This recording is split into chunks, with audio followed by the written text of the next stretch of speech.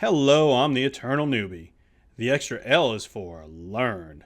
As in, I have learned what kind of party I don't want to be a part of.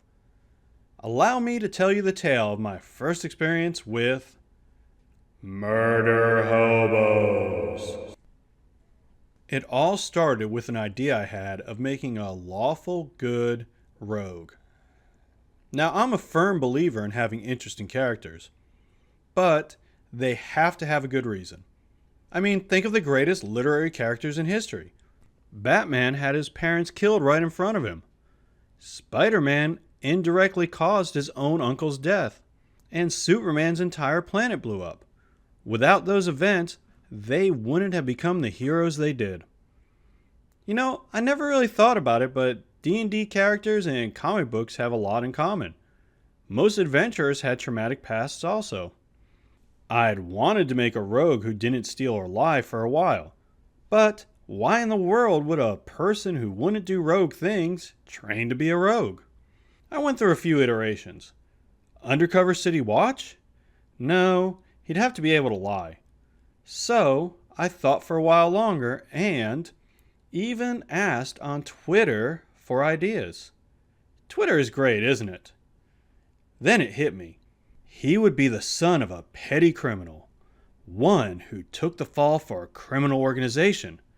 That explained the training. He wanted to beat them at their own game.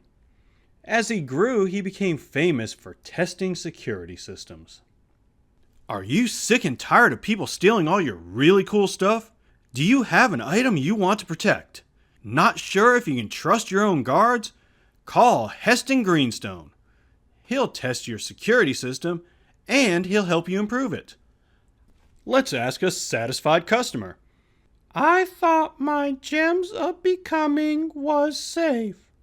Heston showed me the flaws in my security and how to fix them.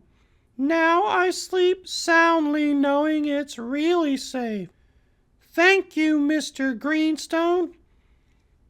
Another satisfied customer. If Heston can't get to it, no one can.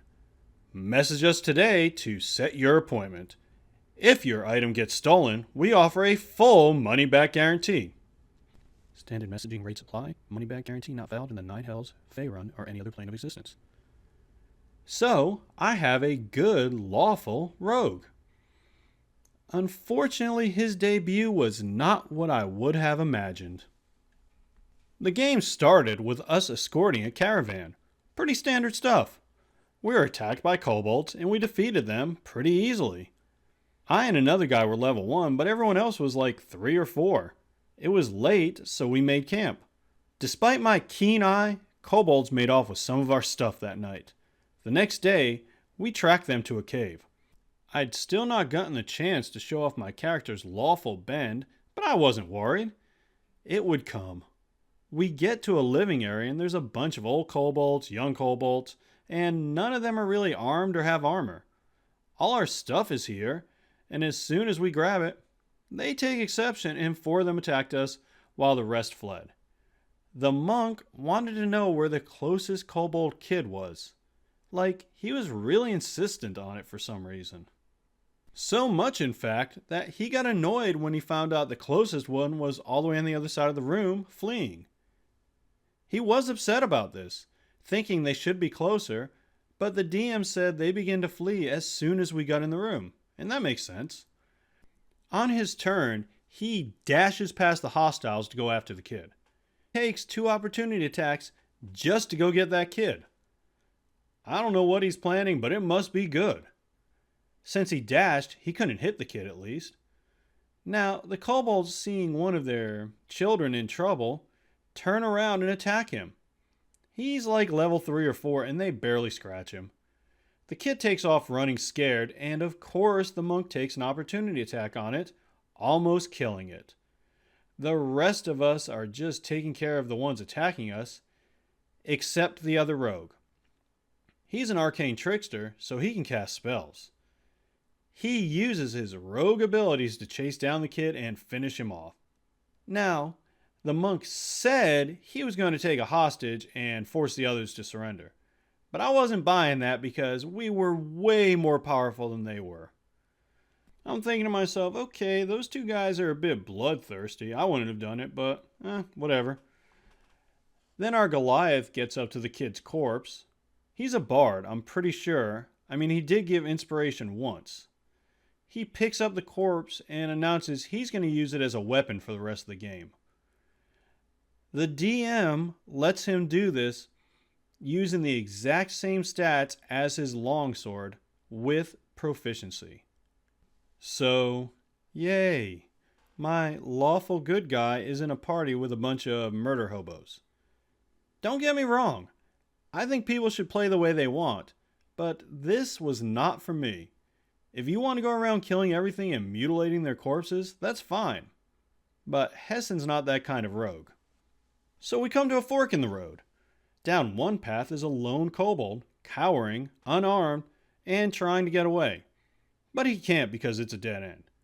Since he wasn't a threat, we just ignored him. Of course not really. The rogue firebolts him. He's almost dead and throws a poison mushroom at the fighter, who's stalking up to him. The fighter finishes him off, but decides it'll be a good idea to cut off his head and bring it with him. And then comes the oddest exchange of the entire game. The fighter says, I want to throw the head at the other kobold.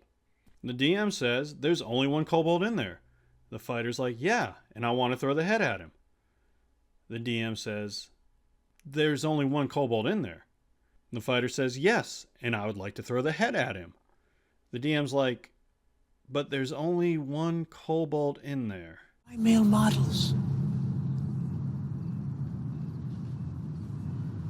You serious? I just told you that a moment ago. Now, I've seen enough Looney Tunes cartoons to know this could go on forever, so I explained you killed the only kobold in this room. I think they'd still be doing it if I hadn't stepped in. The fighter finally gets it, and we move on. We get to the breeding room. Uh-oh, indeed. Because they begin to slaughter anything that moves in there. Women, children, babies, whatever. The DM says, you can just attack, and they all do. The fighter finally gets to throw the head at some kobolds, so he's happy. The bard is hitting them with the corpse of the first kid that was killed. No! Oh, no, Show, don't do this! Oh, my God! No! Stop this! No, Show! Oh, my God! I tell them I didn't sign up for killing old folks and children. I fully expect them to turn on me and kill me, but I'm level 1, so no big deal. They just ignore me, and after they're done, we move on. We get to the big bad's room. Now the fighter had taken an egg from the breeding room. He confidently strolls forward and demands their surrender, or he'll crush the egg. They don't seem to care, so he crushes it and then runs away. One of the kobolds is casting a spell, and our arcane trickster wants to use Mage Hand to take the spell book out of his hands. The trickster gets mad when the DM won't let him, saying, well, it weighs less than 5 pounds, so I should be able to take it out of his hands. This leads to him complaining about it for a while. Someone else points out the kobold would probably be holding on to the book, and it's stronger than your Mage Hand. So he unhappily agrees. He consoles himself by using his Mage Hand to punch the kobold in the privates. Now, yes, I know Mage Hand can't be used for an attack, but I wanted this to be done, so I wasn't saying anything. The fighter, you know, this guy. Right. What do you think he was doing? Remember, he threw the egg and then ran away. Take a wild guess. If you guessed he ran back to the egg room, grabbed another egg, and tried the exact same thing again, you guessed right. Shockingly, it didn't work. We win in the end, but to me, it just felt like evil beat evil. It was strange. I'm not saying they were wrong because they're just playing the way they wanted to. And there is nothing wrong with that. If anything, I wasn't being true to my character because I didn't want to spend the whole adventure trying to stop them. I did learn, however, that is not the playing style for me. But if you like it, that's fine. Thanks for watching. Have you been in a game like that? Tell me about it in the comments below. I'd much appreciate a subscribe and or a like. And as always, play your character. Don't let your character play you.